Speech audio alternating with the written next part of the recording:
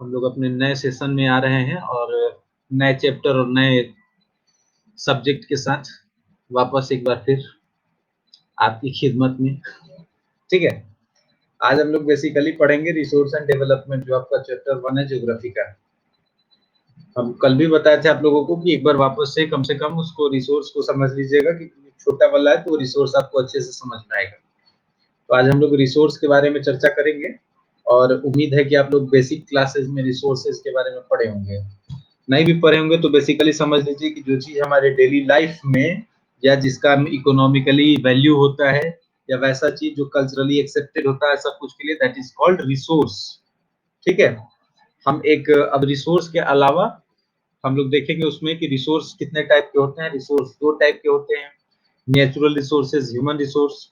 Natural resource भी दो type के, रिन्यूएबल, नॉन रिन्यूएबल। रिन्यूएबल भी दो टाइप के, कंटिन्यूअस और बायोलॉजिकल। बायोलॉजिकल भी दो टाइप के, नेचुरल और वाइल्ड लाइफ। नॉन रिन्यूएबल के दो टाइप, रिसाइक्लेबल और नॉन रिसाइक्लेबल। और ह्यूमन के दो life, structure of institutes and quantity and quality. ये चीज आपको पढ़ना है इसमें रिसोर्स के बारे में, ये जो क्लासिफिकेशन है उसके बाद। ठीक है, एक सेकंड।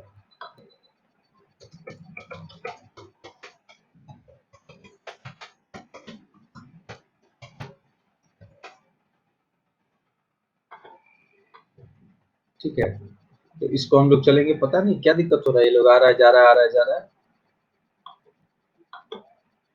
तो प्रॉब्लम है कि क्या दिक्कत है? कोई दिक्कत लग रहा हो तो बताओ, जो आ रहा है जा रहा है, क्या दिक्कत हो रहा है क्लास में?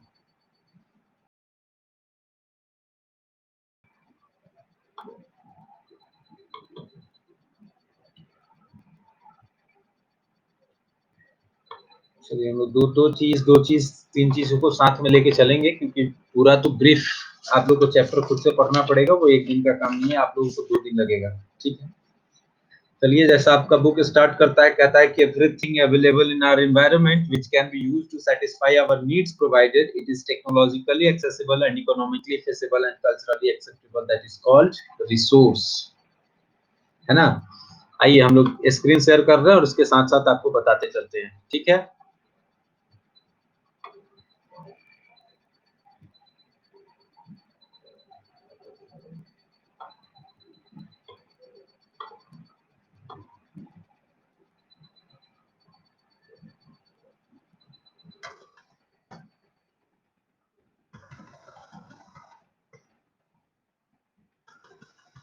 रिसोर्सेज को आप कितने कैटेगरी में बांट सकते हैं, ये देखने की चीज है। रिसोर्सेज को बेसिकली हम बांटना चाहें तो रिसोर्सेज को हम उसके ओरिजिन पे, एग्जॉस्टिबिलिटी के और ऑनरशिप के और स्टेटस एंड डेवलपमेंट के आधार पे बांट सकते हैं। ठीक, ओरिजिन के बेसिस पे कैसे उसको बांटेंगे? ओरिजिन पे क्या होगा? ओरिजिन जैसे बायोटिक और अबायोटिक। बायोटिक कंपोनेंट के बारे में आप लोगों को पहले से पता होगा और अबायोटिक कंपोनेंट के बारे में पहले से पता होगा। कोई बताएगा बायोटिक कंपोनेंट किसको कहते हैं? बायोटिक कंपोनेंट के बारे में बताइए। एकदम इजी सा तो है शायद, जहां तक हमको पता है।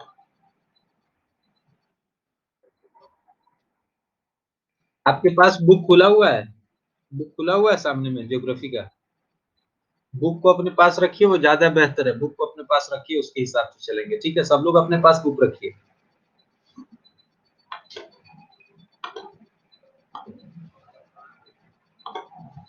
फिर आगे बढ़ते हैं। देखो, पता है कि the process of transformation of things available in our environment involves an interdependent relationship between the nature, technology and institutions. Human beings interact with nature through the technology and create institutions to accelerate their economic development. आदमी का स्वभाव है, आदमी का स्वभाव ये है कि आदमी करता ये है कि नेचुरल रिसोर्सेज के साथ आदमी अपने आप को टेक्नोलॉजी के आधार पर नेचुरल रिसोर्सेज का यूज करता है। उसके यूज के अकॉर्डिंग क्या करता है आदमी कि उसको इकोनॉमिक डेवलपमेंट के लिए यूज करता है। इकोनॉमिक डेवलपमेंट के लिए यूज करने का अर्थ ये हो गया,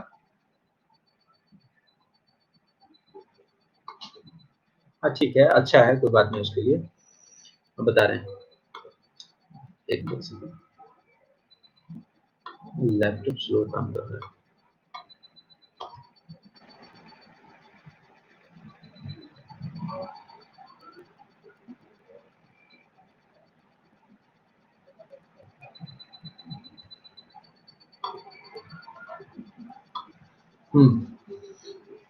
कहता है कि do you think that resources are free gifts of nature as is assumed by many? They are not.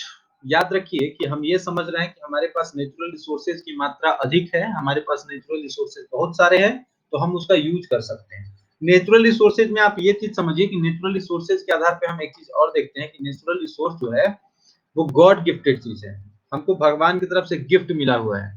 तो याद रखिए कि ऊपर वाला जिस हिसाब किताब से देता है उसी हिसाब किताब से वापस भी ले लेता है। समझ में तो अभी आ ही रहा होगा कितना अच्छा कोरोना फैला हुआ है। नतीजा ये था कि आदमी का स्वभाव है कि जब फ्री में दारू मिलता है बारात में तो भर पेट पी लेता है, इसे तो अपने पैसा से खरीद के बहुत कम ही पीता है। चलिए हम आपके साथ शेयर कर रहे हैं नोट्स और उसको आप देखिए। एक सेकेंड।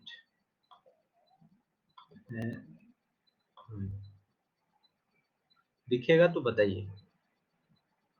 दिख रहा है स्क्रीन पे? स्क्रीन विजिबल हुआ? देखो अभी वापस हुआ ना विजिबल? अभी दिखा रहे हैं। एक सेकंड,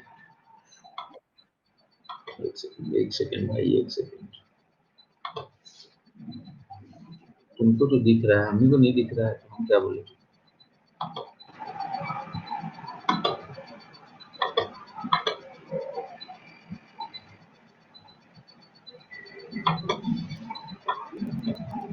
मुझे पास क्यों नहीं दिख रहा है भाई? अभी देखो वापस बंद हो गया स्क्रीन शेयरिंग।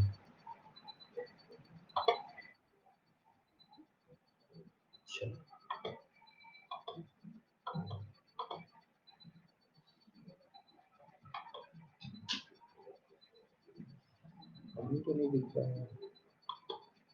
अच्छा ठीक है। अच्छा एक बात बताओ, ये जो देखो हम इसको डार्क कर रहे हैं, ये दिख रहा है तुम्हारे स्क्रीन पे? चलो ठीक है, हम यहीं से चलेंगे आगे। देखिए रिसोर्स के बारे में समझिए। कहता है कि resource everything available in our environment which can be used to satisfy our needs is called resource and it should be technologically accessible, economically feasible and culturally acceptable. Only then it can be termed as a resource. Example minerals, forest, fossil fuels and etc. देखिए resource का हम एक चीज समझते हैं कि resource हम किसको कह सकते हैं। रिसोर्स का अर्थ ये हुआ जिसका हम यूज किस किस चीज के लिए कर सकते हैं, जो हमारे लिए टेक्नोलॉजिकली एक्सेसिबल हो, मतलब जिसको हम टेक्नोलॉजी के आधार पे ऑब्टेन कर सकते हैं। जैसे कोयला, तो कोयला को हम ऑब्टेन करने के लिए खुदाई करते हैं। अभी हम आगे चलते हैं तो आपको हम पावर पॉइंट प्रेजेंटेशन दिखाएंगे, उस प्रेजेंटेशन में आपको समझ में आएगा कि मिनरल्स का क्या क्या अपने लाइफ में महत्व है।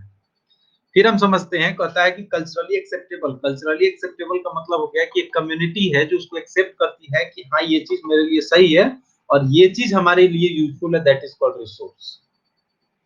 अब मिनरल्स है तो किसी एक पर्टिकुलर आदमी के लिए थोड़ी होगा। एक पर्टिकुलर आदमी कह दे कि हम केवल इस मिनरल का मतलब इकलौता वारिस है, तो ऐसा तो नहीं हो सकता है।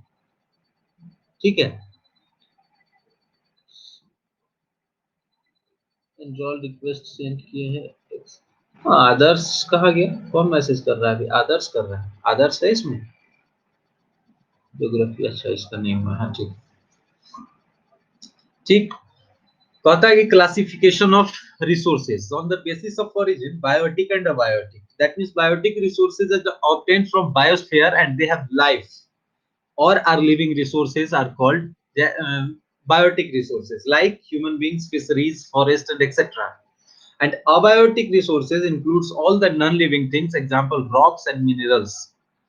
बायोटिक रिसोर्सेज में आप ये देख सकते हैं कि वैसा चीज जिसमें जान प्राण हो that is called biotic resource, जिसको हम लोग बोलते हैं लिविंग थिंग्स। और हो गया आपका अबायोटिक रिसोर्स जिसको हम लोग बोलते हैं natural non living things that are called abiotic resources. जैसे नॉन लिविंग थिंग्स में आदमी का बनाया हुआ ह्यूमन मेड भी आ सकता है और गॉड मेड भी आ सकता है, लेकिन natural non living things are also known as biotic resources. जैसे क्या होगा? रॉक्स आदमी नहीं बनाता है उसको, मिनरल्स आदमी उसको नहीं बनाता है। ठीक है। उसमें आपको कहता है टाइप्स ऑफ रिसोर्सेज में कि बायोटिक रिसोर्स के बारे में तो आपको बता दिए। अब कहता है कि on the basis of exhaustibility, exhaustibility के आधार पर इसको कैसे डिवाइड कर सकते हैं। एग्जॉस्टिबिलिटी में दो टाइप होता है, रिन्यूएबल और नॉन रिन्यूएबल रिसोर्स।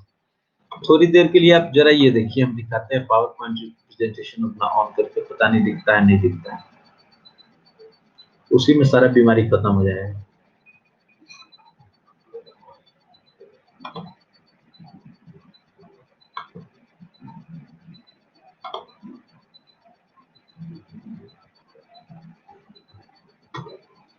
टेक्नोलॉजी अच्छी चीज है तो टेक्नोलॉजी खराब चीज भी।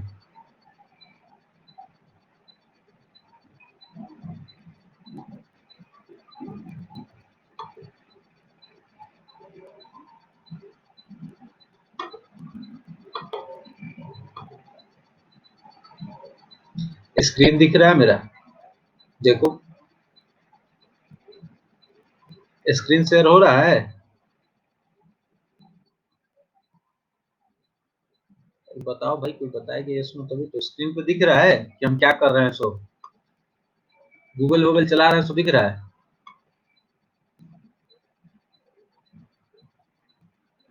आवाज जा रहा है कि नहीं जा रहा है? आवाज जा रहा है? आवाज जा रहा है? ये देखो जो हम खोल रहे हैं वो दिखा, शेयर हो रहा है स्क्रीन पे। अरे बोलोगे नहीं तो समझ में क्या आएगा।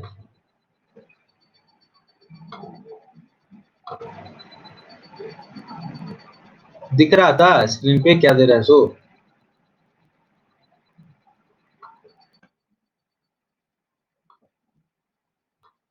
तो बोल ही नहीं रहा। आशीष, हेलो हेलो।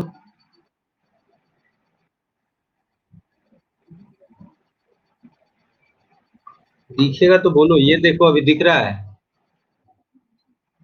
हाँ तो यही दिखाना चाह रहे हैं, बोलोगे नहीं तो पता कैसे चलेगा। देखो मिनरल्स और रिसोर्सेज की जहां तक बात है, तो हम ये देखेंगे इसमें कि अभी तो हम लोग रिसोर्स समझ गए, अब इसी में समझेंगे कि नेचुरल रिसोर्सेज और सॉरी रिन्यूएबल और नॉन रिन्यूएबल। रिन्यूएबल और नॉन रिन्यूएबल वाला हम आप उस वीडियो में पहले ही डाल चुके हैं। रिन्यूएबल का मतलब है कि जिसको हम आसानी से रिन्यू कर सकते हो, दैट इज कॉल्ड रिन्यूएबल। और जिसको हम आसानी से न रिन्यू कर सकते हो, जिसको बनने में बहुत लंबा समय लगता हो, that is called non renewable. उसी बीच में आता है कि फिर कहता है कि on the basis of ownership, ownership के आधार पे आप कैसे बांटेंगे, तो कहता है इंडिविजुअल रिसोर्स, मतलब किसी पर्टिकुलर आदमी का resource, that is called individual resource. जैसे तालाब, तालाब के मालिक इकलौते हम हो सकते हैं।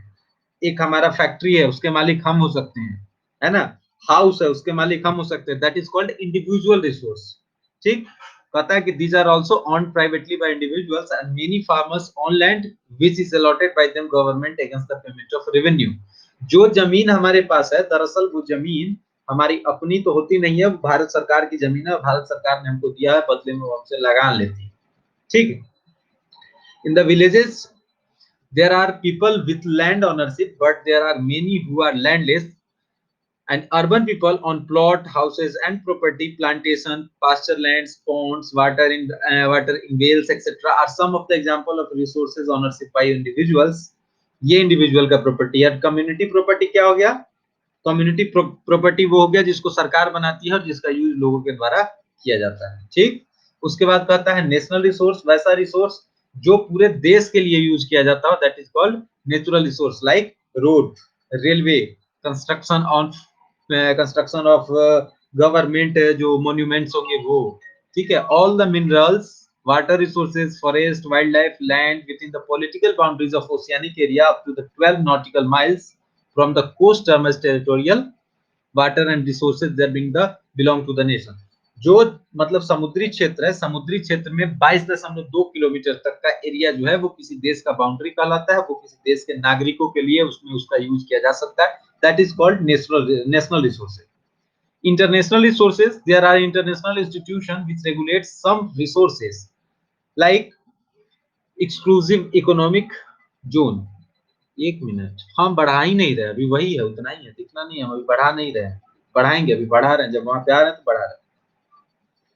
There are international institutions which regulate some resources and oceanic resources beyond the 200 nautical miles exclusive economic zone and belong to open ocean, and no individual country can utilize this without the concurrence of international institution।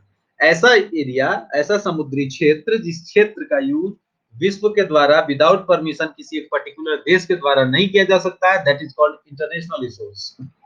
उसके बाद कहता है कि on the basis of status and development, इसमें कहता है क्या चीज? पोटेंशियल रिसोर्सेज, वैसा रिसोर्स या वैसा रिसोर्स जिस रीजन में पाया जाता है, जिसका use, resources which are found in a region but have not been utilised. जिसमें संभावना है कि यहाँ से हम रिसोर्स निकाल सकते हैं जिसको यूटिलाइज करेंगे, जो आगे आने वाले फ्यूचर के लिए बड़ा अच्छा है।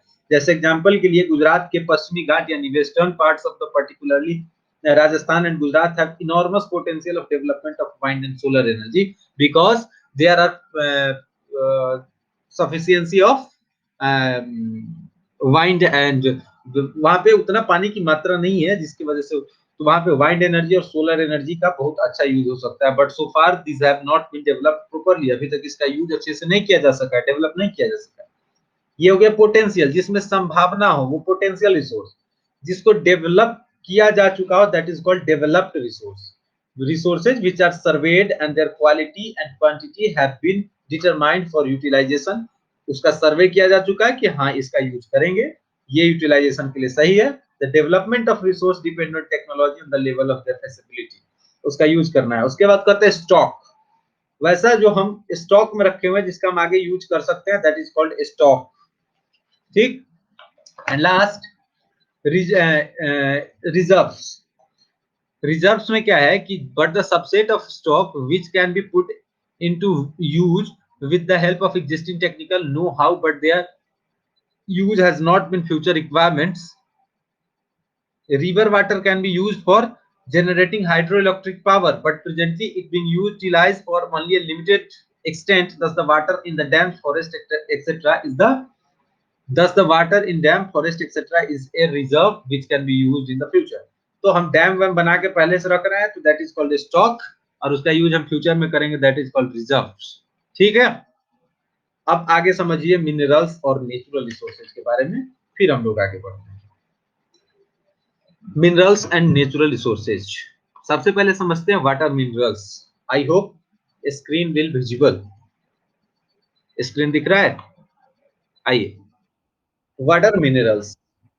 Minerals is defined by geologists as a homogeneous naturally occurring substance with a definable internal structure. ठीक है? They are concentrated in a particular area or rock formation, and some minerals are found in areas which are not easily accessible, such as the Arctic Ocean bed and Antarctica. They are created by the natural processes without any human interference. ठीक, ये आपको समझ में आ रहा है? इसमें English में किसी को कोई परेशानी है? इंग्लिश समझ में आ रहा है? इसमें स्क्रीन पे जो दिख रहा है सो कहता है कि मिनरल्स जो है जियोलॉजिस्ट उसको डिफाइन करते हैं कि वैसा नेचुरल ऑकरिंग सब्सटेंस जो है जिसका इंटरनल कुछ स्ट्रक्चर है, उसके आंतरिक कुछ गुण होते हैं, दैट आर कॉल्ड मिनरल्स। वो एक पर्टिकुलर एरिया में पाए जाते हैं, पत्थरों के फॉर्मेशन से कुछ मिनरल्स जो पाए जाते हैं वो इजीली एक्सेसिबल नहीं होते हैं, क्योंकि जैसे वो आर्कटिक ओशियन बेड में हो गए और अंटार्कटिका में हो गए, तो अंटार्कटिका पूरा बर्फ है इसलिए वहां पे इजीली एक्सेसिबल नहीं है। They are created by natural processes without any human interference. वो नेचुरल प्रोसेस के थ्रू ही तैयार होते हैं, अपना समय लगता है, सालों साल लग जाते हैं, उसमें लाखों साल भी लग जाते हैं, उसमें आदमी का कोई इंटरफेरेंस नहीं होता। नहीं तो आदमी पहले से हड़बड़ाया हुआ होता है, सोचेगा कि जल्दी से जल्दी तैयार हो जाए, हम उसका यूज करें। Now how we can identify a mineral? Mineral can be identified on the basis of the physical properties such as color, density, hardness, and chemical properties such as solubility. Now, what are the classification of minerals? Classification of mineral कैसे? Minerals can be classified in three groups: metallic, non-metallic, and energy materials. Metallic groups have three parts: ferrous minerals, non-ferrous minerals, and precious minerals. Non-metallics have like mica, salt, potash, sulfur, granite, limestone, marble, and sandstone, etc. And energy minerals like coal, petroleum, and natural gases. ठीक, metallic minerals किसको कहते हैं? पता है कि metallic minerals are minerals which contain one or more metallic elements, and metallic minerals occur in rare naturally formed concentration known as mineral deposits. Metals are hard substances that conduct heat and electricity and have a characteristics luster and shine. Iron ore, bauxite, manganese ore are the some examples. सबसे hardest metal कौन सा? सबसे hardest बताइए। Titanium या diamond? Mineral में बताइए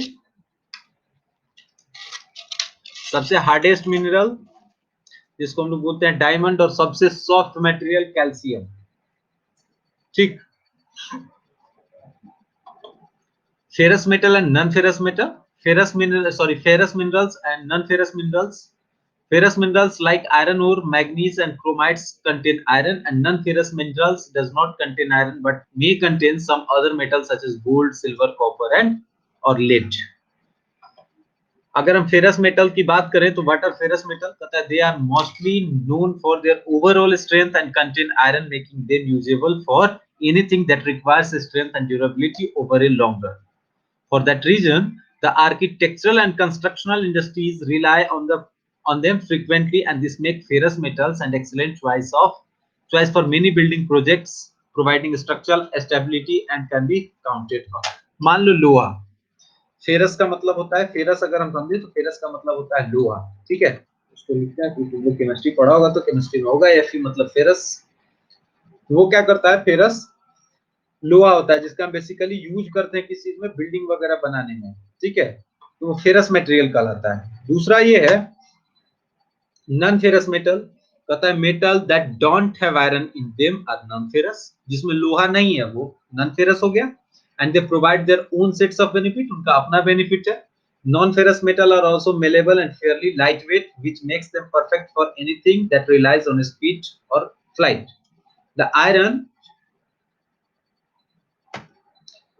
The iron in ferrous metal causes corrosion problem over time, and non-ferrous metals are also malleable and fairly lightweight, which makes them perfect for anything that relies on their speed or flight.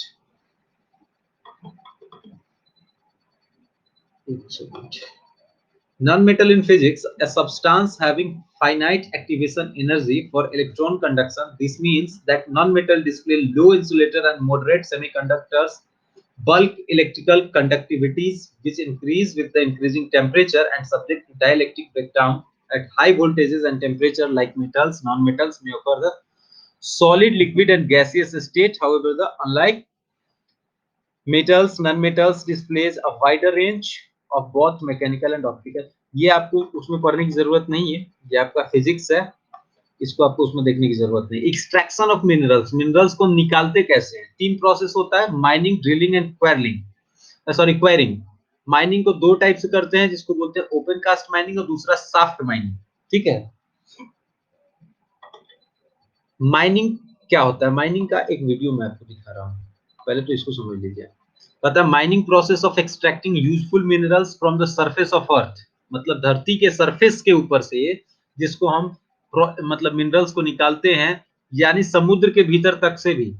तो एक mineral with a few exceptions in an inorganic substance occurring in natural that has a definite chemical composition and distinctive physical properties or molecular structure. देखिए वैसा कोई भी substance, एक mineral जो होता है, एक मिनरल जैसे स्टोन हो गया, रॉक हो गया, तो रॉक जो है बहुत सारे मिनरल से मिल के बना हुआ होता है, तो उसमें बहुत सारा मिनरल होता है. जियोलॉजिस्ट उसको एक्सट्रैक्ट करते हैं कि इसमें कौन कौन सा मिनरल है, कौन कौन सा मिनरल नहीं है, तो उसके अकॉर्डिंग वो उसको आइडेंटिफाई करते हैं कि इसमें ये मिनरल है, इसमें ये मिनरल है. तो उसके बाद कहता है कि हम जैसे निकालते हैं अर्थ के सरफेस से ही, मतलब उसको भीतर जाने की जरूरत नहीं होती है, जैसे कोल, ठीक. Ore is a metalliferous mineral or a aggregate or metalliferous mineral and gum associated rock or no economic value that can be mined as a at a profit. ठीक है, ये देखिए आपका माइनिंग का प्रोसेस दिख रहा होगा आपको शायद, ये आपका माइनिंग का प्रोसेस है, ये अर्थ के सरफेस से ही निकाल लिया जाता है, ठीक. ये देखिए माइनिंग है, ये कोल माइनिंग है, ठीक.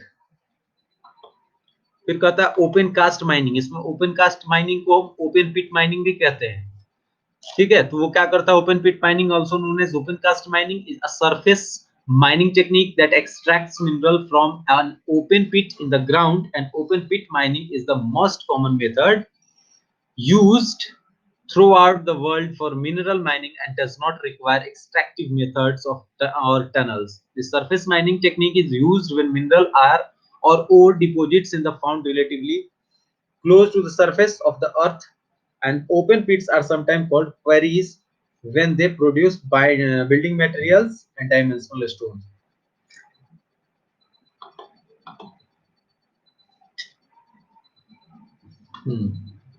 चलिए इसको देखिए।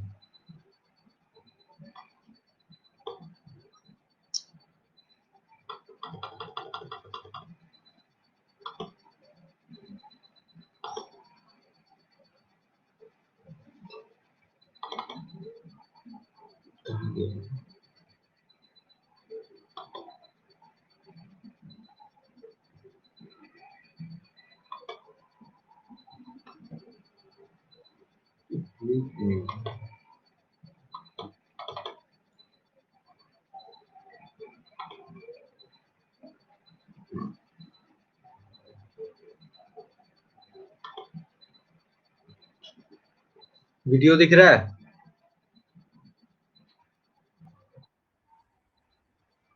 देखिए ओपन पिट माइनिंग का प्रोजेक्शन है, कैसे कैसे ओपन पिट माइनिंग होता है। देखिए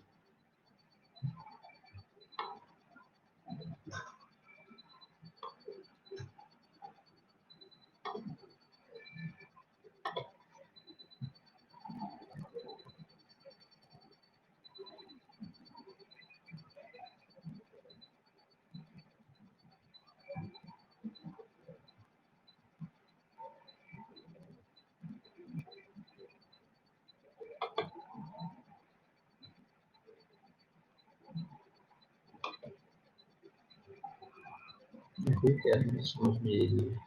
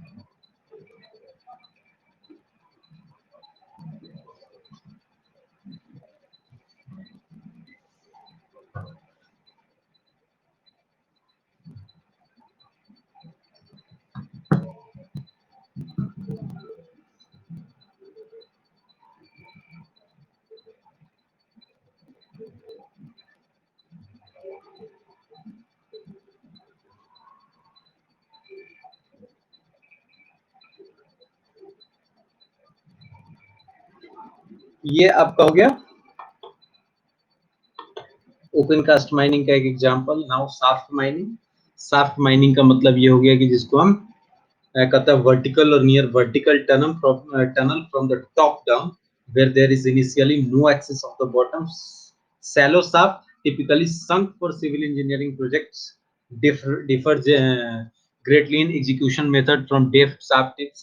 ये होता क्या है इसमें, जैसे हम इंजीनियरिंग प्रोसेस देख रहे हैं, इंजीनियरिंग प्रोसेस में सिविल इंजीनियरिंग जिसमें जमीन वगैरह की खुदाई होती है, तो वो शाफ्ट माइनिंग का एक तरीका है। ड्रिल माइनिंग क्या होता है? कहता है कि drilling is a cutting process that uses a drill bit to cut and enlarge a hole of circular cross section in solid material. ये क्या करता है? ड्रिलिंग वाला जो प्रोसेस है वो क्या करता है कि एक बड़ा सा होल बनाता है, सर्कुलर क्रॉस सेक्शन बनाता है किसी भी सॉलिड मटेरियल में। उसके 4 मेथड होते हैं पत्थर में ड्रिल करने का। एक को बोलते हैं percussion drilling, churn drilling, diamond drilling and rotary drilling. ठीक है। उसके बाद कहता है कि ड्रिल माइनिंग वर्क्स कैसे करता है, काम कैसे करता है। कहता है कि underground specialized mining equipment such as truck, loaders, diggers, etc. are used to excavate the mineral are normally hauled to surface with the skips or lifts for further processing, and drilling is normally required to place explosive charges to liberate the mining from the overburdened material. कभी कभी उसमें बम लगा के उड़ा दिया जाता है ताकि वहां पे ज्यादा होल हो जाए। ठीक है। उसके बाद आता है आपका क्वेरिंग माइनिंग। तो कहता है कि mining is the process of extracting buried material. Buried का मतलब होता है दफन हुआ। ठीक है। जो भीतर की तरफ हो, मटेरियल एकदम साफ अंदर की तरफ हो, जो अर्थ के नीचे हो, below the earth surface. Quarrying refers for extracting materials directly from the surface And in mining and quarrying, water is used and get polluted in the range of activities including mineral processing, dust suppression and slurry transport. इसमें पानी को ज्यादा नुकसान होता है. किस किस method से होता है? डिगिंग और excavating, wedging, heating, quarrying and channeling machine and blasting. कभी कभी आप सुनते होंगे कि खदानों में ब्लास्ट कर दिया गया. तो खदान बेसिकली पत्थर वगैरह होता है, उसको तोड़ने के लिए उसको किस किस चीज का खदान हो सकता है. खदान आपका पत्थर का हो सकता है, खदान आपका कोयले का हो सकता है. तो उसमें अभी भी बहुत जगह ब्लास्टिंग सिस्टम अपनाया जाता है, उसमें बम लगा के ब्लास्ट कर दिया जाता है. ठीक है, तो ये आपका मिनरल का प्रोसेस हो गया. ठीक, अब आइए हम लोग देखते हैं आगे.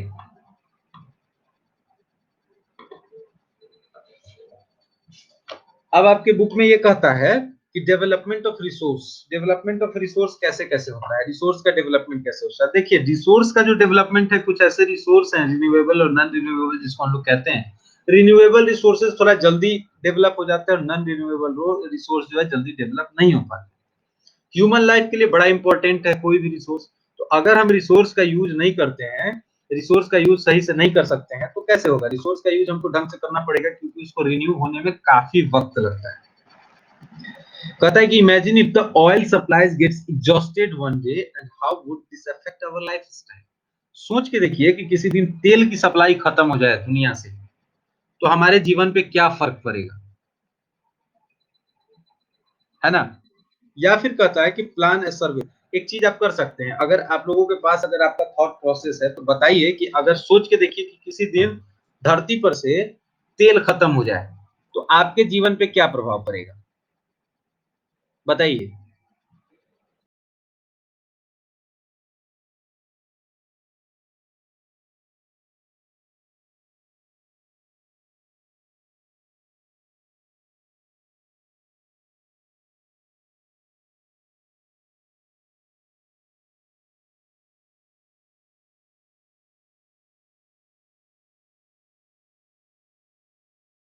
Sustainable development. सस्टेनेबल डेवलपमेंट क्या होता है? What are sustainable development?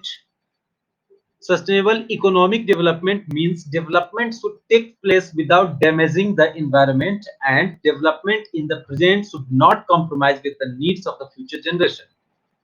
That means कि एक चीज समझिए, सस्टेनेबल डेवलपमेंट का मतलब ये हो गया कि वैसा डेवलपमेंट करे जिससे हमारे आने वाले फ्यूचर को कोई नुकसान ना हो, इन्वायरमेंट का हम कोई डैमेज ना करें, और आगे आने वाले फ्यूचर के लिए वो ज्यादा बेहतर हो, लेकिन वर्तमान की जो चीजें हैं उनको खत्म करके और उनको खतरे में डाल के नहीं कर सकते. सस्टेनेबल डेवलपमेंट नाम से क्लियर हो रहा है कि वैसा डेवलपमेंट जो सस्टेन करे कुछ लंबे समय तक के लिए, ऐसा नहीं कि बस हवा हवाई हो जाए, है ना. वो सस्टेन करने के लिए कहता है. एक बार समिट हुआ रियो डी जेनेरियो में और समिट हुआ ब्राजील में 1992 में. More than 100 heads of state meet in the Rio de Janeiro. ठीक है, वहां पे बहुत सारे 100 देशों से ऊपर के लोग मिले वहां पे, जिसको हम लोग बोलते हैं फर्स्ट इंटरनेशनल अर्थ समिट. इसको बुक में है, अंडरलाइन कर लीजिएगा कि in June 1992 more than 1000 heads of state met in the Rio de Janeiro in Brazil for the first international earth summit. इस समिट में क्या हुआ था, द अर्थ समिट में. आवाज क्लियर नहीं जा रहा है?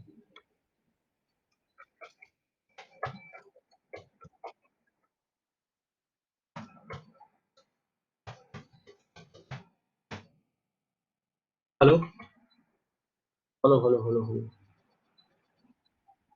जा रहा है ना? थोड़ा थोड़ा नेट हो जाता है प्रॉब्लम वगैरह, क्या करेंगे उसका. ठीक है, अभी तो ऐसे ही चलना है, ऑनलाइन में कुछ नहीं कर सकते हैं आप. तो इसमें कहा यह गया कि the summit was convened for addressing urgent problems of environmental protection and social economic development at the global level. This assembled leaders signed the Declaration on Global Climatic Change and Biological Diversity. The Rio Convention endorsed the Global Forest Principles and adopted Agenda 21 for achieving sustainable development in 21st century. वहां पे कुछ plan किए सारे देशों के लोगों ने मिलके, किस किस चीज पे साइन किया, लोग किस किस चीज के मुद्दे पे डिक्लेरेशन साइन हुआ कि क्लाइमेट चेंज जो हो रहा है उसके विषय पे साइन किया लोगों ने. बायोलॉजिकल डाइवर्सिटीज के बारे में, कुछ स्पीसीज जो थे बायोलॉजिकल डाइवर्सिटी, जो स्पीसीज हमारे यहाँ पाए जाते हैं आपके यहाँ नहीं पाए जाते हैं, लेकिन हमारे यहाँ वो इंडेंजर्ड श्रेणी में है, तो उसको प्रोटेक्ट करने की बात आई। फिर आया फॉरेस्ट प्रिंसिपल आया, एजेंडा 21 आया। देखिए इन सब के लिए आपको पर्टिकुलरली एक एक क्लास करना पड़ेगा, ये समझ लीजिए। किस किस चीज के लिए? Global climatic change, biological diversities, ये global forest principles and agenda 21। इसके बारे में ये एक लंबा लंबा टॉपिक है, इसके बारे में बहुत जानना जरूरी है, क्योंकि ये आपको आगे काम करेगा। ये अभी काम नहीं करेगा, ये आपको आगे काम करेगा और बेहतर काम करेगा। ये अच्छे अच्छे एग्जाम्स में पूछता है। For example agenda 21, it is a declaration signed by the world leaders in 1992 United Nations Conference of Environmental and Development, जिसको हम UNCED बोलते हैं, एक को बोलते हैं UNDP, एक को बोलते हैं UNDEP, ऐसे बोलते हैं, which took place the Rio de Janeiro in Brazil. It aims for achieving global sustainable development, मतलब पूरे विश्व में ऐसा डेवलपमेंट करे जो सस्टेन करे लंबे समय के लिए। It is an agenda to combat environmental damage, poverty, diseases through global cooperation and common interest, mutual needs and shared responsibilities. इसमें ये कहा गया कि आपको किस किस चीज के लिए काम करना है। इन्वायरमेंटल के डैमेज पे काम करना है कि कैसे इन्वायरमेंट के डैमेज को कंट्रोल करेंगे।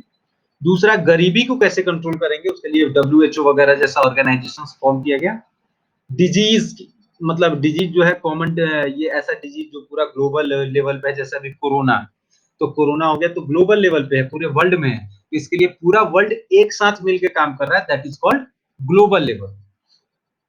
उसके बाद कहता है कि कॉमन इंटरेस्ट, उनका एक कॉमन इंटरेस्ट होना चाहिए किसी एक मुद्दे पे। म्यूचुअल नीड्स, मतलब सबका एक ऐसा नीड होना चाहिए, जैसे मान लो कि ग्लोबल वार्मिंग हो रहा है, तो ऐसा नहीं कि ग्लोबल वार्मिंग केवल इंडिया में हो रहा है, इंडिया से बाहर में हो, तो वर्ल्ड की प्रॉब्लम है, तो ये उनका क्या हो गया, म्यूचुअल नीड्स हो गया, इसको कंप्लीट करना। ठीक है। दूसरा ये कहता है कि शेयर्ड रिस्पॉन्सिबिलिटी, सबकी अपनी अपनी रिस्पॉन्सिबिलिटीज होगी कि हाँ हम इसको कैसे कंट्रोल करेंगे। One major objective of the Agenda 21 is that every local government should draw its own local Agenda 21. हर एक गवर्नमेंट को अपना एक एजेंडा 21 का सीन बनाना है कि हाँ हम एजेंडा 21 के लिए अपने कंट्री से ये चीज कंट्रीब्यूट कर सकते हैं। ठीक। कहता है कि रिसोर्स प्लानिंग, रिसोर्स का हम प्लानिंग कैसे कर सकते हैं, तो resource planning is widely accepted strategy. Just a second,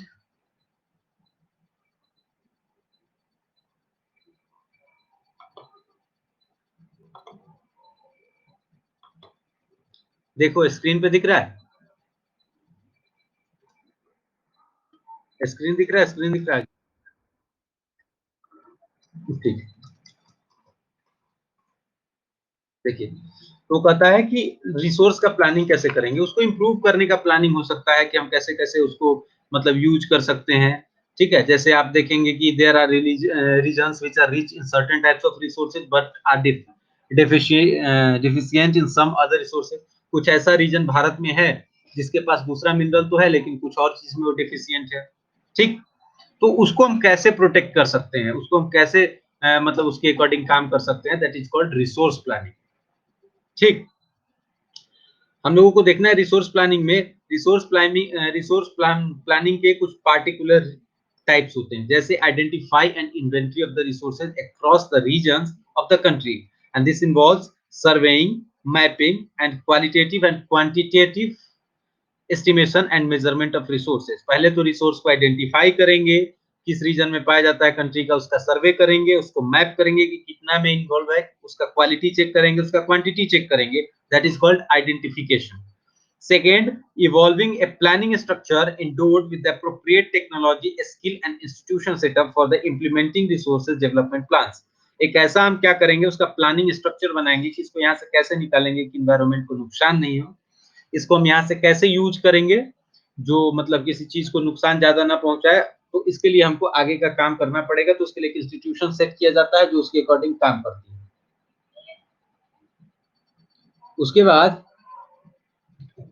बाद ये कहता है थर्ड में कि matching the resource development plans with the overall national development plans.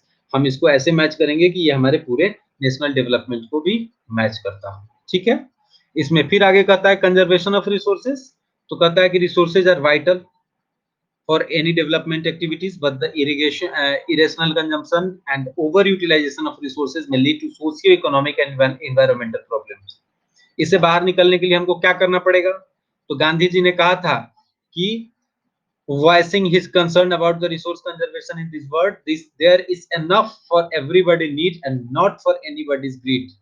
ईश्वर ने जो दिया है वो हर आदमी के जरूरत के लिए, नीड के लिए है, ना कि उनकी ग्रीड के लिए। ठीक है, ये कहा गया था उसमें। उसके बाद तो इसमें समझ सकते हैं कि हमको लालच से काम नहीं करना पड़ेगा, हमको उसका व्यवस्था करना पड़ेगा। ठीक है, तो उसके अकॉर्डिंग हमको काम करना पड़ेगा कि हमको जितना जरूरत है उसका ही यूज करें, उससे ज्यादा यूज ना करें, है ना। अब हम लोग आते हैं लैंड रिसोर्स के बारे में पढ़ते हैं। लैंड रिसोर्स क्या हो सकता है, लैंड रिसोर्स के बारे में जानते हैं। लैंड से हमको क्या क्या रिसोर्सेज मिलते हैं।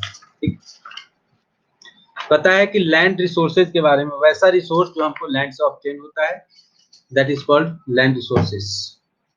ठीक, यहाँ पे आदमी रहता है, इकोनॉमिक एक्टिविटीज करता है, ट्रांसपोर्ट कम्युनिटी, सब कुछ तो लैंड पे ही होता है। India has land under A variety of relief features, namely mountains, plateaus, plains and iceland. The percentage of plains is 43% in India, mountains 30% and plateaus is 27%. ठीक, उसके बाद कहता है कि लैंड का यूटिलाइजेशन हम कैसे करेंगे। Land resources are used for following purposes. किस किस पर्पस के लिए उसका यूज हम करते हैं? फॉरेस्ट के लिए। Land not available for cultivation, barren wastelands, land put on non agricultural uses, buildings, road, factories example. ऐसा चीज, एक ऐसा लैंड जो बेकार हो। दूसरा, जिसका हम नॉन एग्रीकल्चरल यूजेस के लिए यूज करते हैं, ठीक है, जिसको हम लोग बोलते हैं बिल्डिंग वगैरह बनाने के लिए। दूसरा कहता है कि other uncultivated land excluding fallow land, उसमें क्या होता है? Permanent pastures and grazing land, जिसमें चराने की भूमि होती है, जहां पे उसको चराया जा सकता है, पशुओं को चढ़ा दिया जाता है वहां पे। उसके बाद कहता है कि land under miscellaneous tree crops groups not included the net sown areas, culturable wastelands left uncultivated for more than 5 agricultural year, जिसको बोलते हैं आप वो छोड़ा हुआ लैंड हो, जिसको 5 साल से छोड़ दिया गया हो, काम नहीं करता है, that is called culturable land, wasteland. दूसरा आता है फैलो लैंड्स। फैलो लैंड्स का मतलब होता है कि करेंट फैलो, जिसका कल्टीवेशन 1 साल से कम, मतलब बिना कल्टीवेशन के वो 1 साल या 1 साल से कम से रहा हो। दूसरा होता है अदर देन करेंट फैलो, मतलब जिसका जो है पहले 1 से 5 एग्रीकल्चरल ईयर में जो है उसका काम हुआ हो। और एक होता है net sown area, area sown more than once in agricultural year plus the net sown area is known as gross crop area. वैसा एरिया जिसको हम साल भर में कम से कम एक बार बोते हैं, that are called net sown area. Land का यूज हम कैसे कैसे करते हैं, लैंड यूज का पैटर्न क्या है अपने अपने यहाँ। तो कहता है कि लैंड यूज का पैटर्न ये है कि the use of land is determined both by physical factors such as topography, climate, soil types as well as human factors such as population intensity, technological capable and culture and tradition, etc. And total geographical area of India is 3.28 million square kilometer land use data. However, they available only 93% of the total geographical area because the land use reporting for the most of the northeast state except Assam has not been done fully. Moreover, some areas of Jammu and Kashmir occupied by the Pakistan and China have also not been surveyed. ऐसा area है जिसको government सर्वे करके रखी हुई है, तो बहुत सारा ऐसा एरिया है जिसको हम सर्वे नहीं कर पाए। जैसे आसाम का एरिया नहीं सर्वे हो पाया था, बहुत सारा नागालैंड वगैरह का एरिया सर्वे नहीं हो पाया था, क्योंकि वहां पे बहुत सारे ऐसे कॉन्फ्लिक्ट्स होते थे जो उस समय आजादी के समय वो लोग बोल रहा था कि हमको अलग कर दो, हम अपना देश अलग बनाएंगे। ठीक है, असम के लोग वैसे ही, असम के लोग मानते थे कि हमको बोडो लैंड बना दो, ये सारी चीजें। तो वो सब इसके वजह से बहुत सारे रीजन थे जिसके वजह से उनका सर्वे नहीं हो पाया था जमीन का, कि भारत सरकार के पास टोटल कितनी जमीन है। ठीक, जम्मू कश्मीर का जहां तक मसला है, तो बहुत सारा जगह जो कैप्चर करके रखे हुए पाकिस्तान, बहुत कैप्चर करके रखे हुए China, same matter Arunachal Pradesh के साथ भी है। ठीक, ये सब नॉर्थ ईस्ट में आता है। तो ये सारी चीजें हैं। अब हम देखेंगे कि लैंड का डिग्रेडेशन कैसे कैसे हो सकता है। जैसे इसी के लिए forest area in the country far lower than the desired 33% of geographical area and it was outlined of the national forest policy 1952। किसके थ्रू आता है? National forest policy 1952।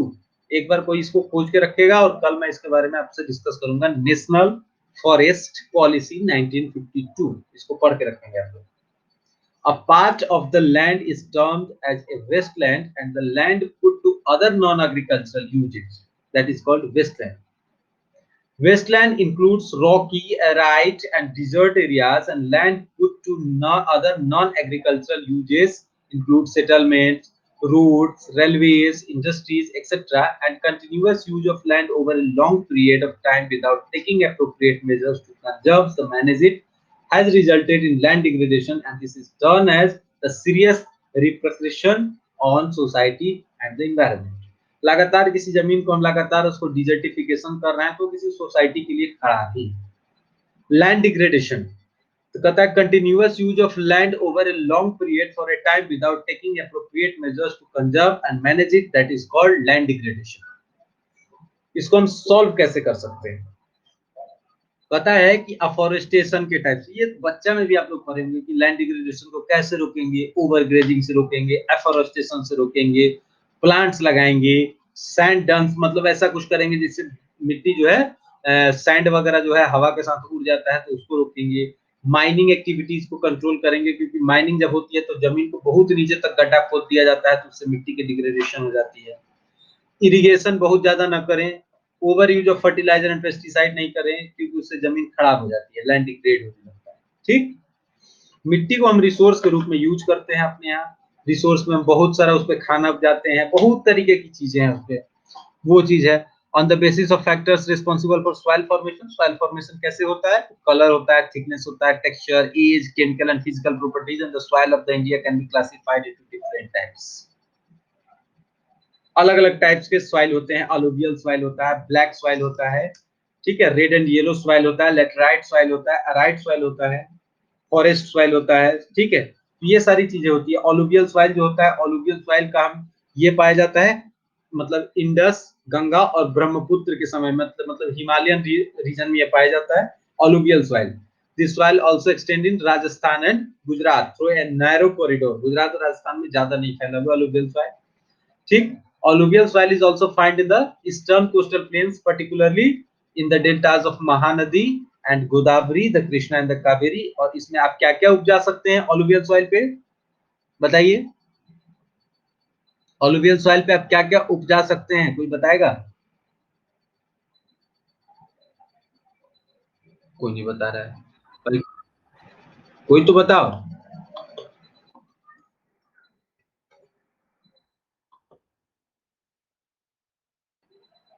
क्या चीज?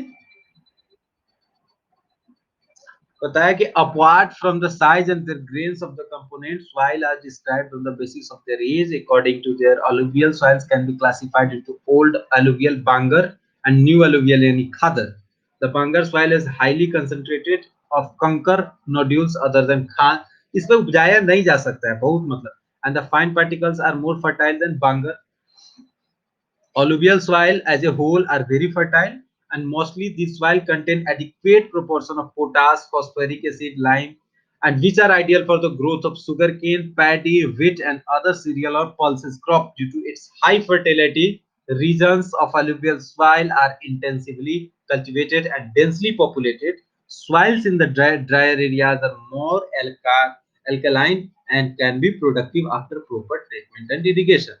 ब्लैक सॉइल को हम रेगुर सॉइल भी कहते हैं, ये कॉटन के लिए ज्यादा बेनिफिशियल होता है। ये कहाँ कहाँ पाया जाता है?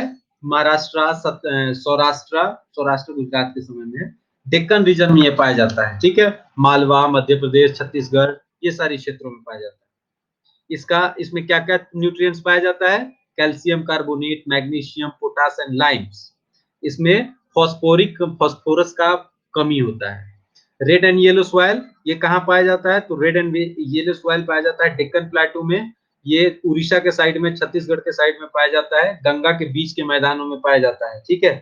ये मेटामॉर्फिक रॉक्स जो है उसके डिफ्यूजन से बनता है और ये दिखता है येलो है लेकिन होता रेड है, तो रेड एंड येलो सॉइल उसके डिहाइड्रेशन के साथ बोलते हैं। लेटराइट सॉइल ये लैटिन वर्ड से लिया गया था, लैटिन वर्ड लेटर जिसका मतलब होता है लेटराइट का मतलब लेटर जो बाद में बना हुआ हो। ये the laterite soil developed in areas with high temperature and heavy rainfall. इसमें ह्यूमस ज्यादा होता है। ये किस चीज के लिए सुटेबल होता है? इसमें मैन्योर, फर्टिलाइजर, ये सब पर्याप्त मात्रा में होता है। ये पाया जाता है कर्नाटका, केरला, तमिलनाडु, आंध्र प्रदेश, मध्य प्रदेश और hilly areas of Orissa and Assam. ठीक, यहाँ पे चाय की खेती अच्छी होती है। तो red laterite soil Tamil Nadu, Andhra Pradesh, यहाँ पे काजू का खेती किया जाता है। ठीक है। और एक होता है आपका अराइड सॉइल। तो अराइड सॉइल के बाद आप समझिए कि अराइड सॉइल जो है ये रेड टू ब्राउन कलर होता है। रेड भी हो सकता है, ब्राउन भी हो सकता है। उसके बाद ये बोलता है कि due to dry climate, high temperature, evaporation faster and soil lacks humus and moisture. Soil में इस मिट्टी में जो है ह्यूमस और मॉइस्चर की कमी होती है। और उसके बाद कहता है कि इसमें कंकर अधिक मात्रा में पाया जाता है। और इसके बाद कहता है कि इसमें जो है राजस्थान क्षेत्र में ये पाया जाता है ज्यादातर। फॉरेस्ट सॉइल किसको बोलते हैं? वैसा एरिया, वैसा मिट्टी जो पहाड़ी और पहाड़ी क्षेत्र, हिली क्षेत्र में पाया जाता है। यहाँ पे बारिश हमेशा होती रहती है। इसका टेक्सचर अलग अलग होता है। ठीक, इसमें ह्यूमस जो है कम होता है। ये सारी चीजें हैं इसमें आपको पढ़ने के लिए। सॉइल इरोजन से आप कैसे बचाएंगे? तो ये समझ लीजिए सॉइल इरोजन से बचाने के techniques. The denudation of soil covers and subsequent washing down the soil erosion. Reasons for soil erosion includes human activities like deforestation, overgrazing, construction, mining, defective method of fanning, etc. Natural forces like wind, glacier and water flow. तो nature कम उसका degradation करती है और human ज्यादा करता है, क्योंकि आदमी के भीतर लालच बहुत बड़ा हुआ है। इरोजन के टाइप्स क्या होता है? Gully erosion, the running water cuts through the clay soils and make deep channels through the gullies, that makes the land bad, and the chambal basin such as known as ravines. Seat erosion, when topsoil over large areas washed away, तो known as seat erosion. तो क्या होगा कि जैसे बाढ़ आया, मिट्टी काट के गीला करके लेके चला जा रहा है, दैट इज कॉल्ड गली इरोजन। वो गली टाइप का बना रहा है। सीट इरोजन का मतलब हो गया कि जब टॉप सॉइल जो है वहां से हट जाए बाढ़ के वजह से, that is called seat erosion. Hilly area में हम इसको कैसे बचा सकते हैं? हिली एरिया में हम क्या कर सकते हैं? Flowing along the contour lines, contouring flowing, terrace cultivation, strip farming and shelter beds. हम वहां पे क्या कर सकते हैं? सीधी वाला खेती कर सकते हैं, टेरेस फार्मिंग बोल सकते हैं, ताकि पानी जब ऊपर से आए तो ऊपर से नीचे ज्यादा बह के नहीं है। ठीक है, ये आपको अलुवियल सॉइल वाला ये आपके पास रह गया। ये इतना आपके पास सफिशियंट है। इसमें विशेष आपको आगे कुछ पढ़ने की आवश्यकता है नहीं। ठीक,